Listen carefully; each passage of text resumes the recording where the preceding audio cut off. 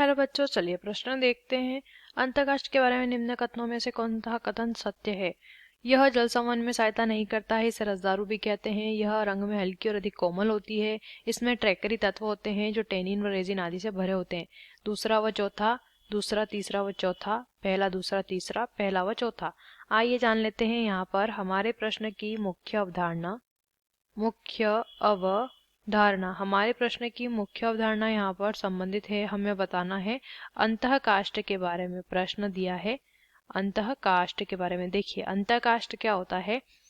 अंतःकाष्ठ पौधे में या पादप में जो संवहनी ऊतक होते हैं, पादप में जो संवहनी ऊतक होते हैं, उन संवहनी ऊतकों में से जो हमारा जाइलम होता है, उस जाइलम के अंदर क्या होता है, धीरे धीरे इसमें जो वाहिका तत्व होते हैं, जाइलम के जो वाहिका तत्व जिन्हें ट्रैकीड भी कहा जाता है या ट्रैकरी तत्व जो कि प्रश्न में दिया है, इन वाहिका तत्वों में गोंद का, रेजिन का आदि का जमाव होने लग जाता है। और धीरे धीरे ये जमाव इतना बढ़ता जाता है कि जो वाहिका तत्व होता है वो जल के लिए अपारगम्य हो जाता है, यानी कि जल इसके अंदर प्रवेश करना बंद कर देता है और जल का संवहन होना यहाँ पे बंद हो जाता है।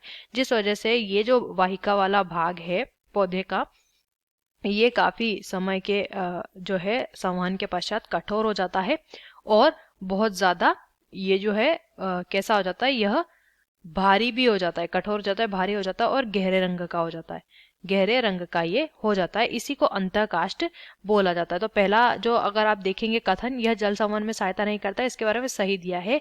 इसके अंदर जल का आवागमन नहीं हो सकता है। इसे रसदारू भी कहते हैं, ये गलत दिया है। रस काष्ठ को रसदारू कहा जाता है, ना कि अंतःकाष्ठ को। यह रंग में हल्की और अधिक कोमल होती है, गलत दिया है। ये गहरा होता है रंग में और कठोर होता है। इसमें ट्रैकरी तत्व होते हैं जो टेनिन, गोंद आदि से भरे होते हैं, बिल्कुल सही दिया है इसके विषय में, जिसकी वजह से इसमें कठोरता आती है। तो जो कथन इसके बारे में सही दिए हैं वो है पहला और चौथा। तो ये वाला विकल्प हमारा देखेंगे अब डी दिया है।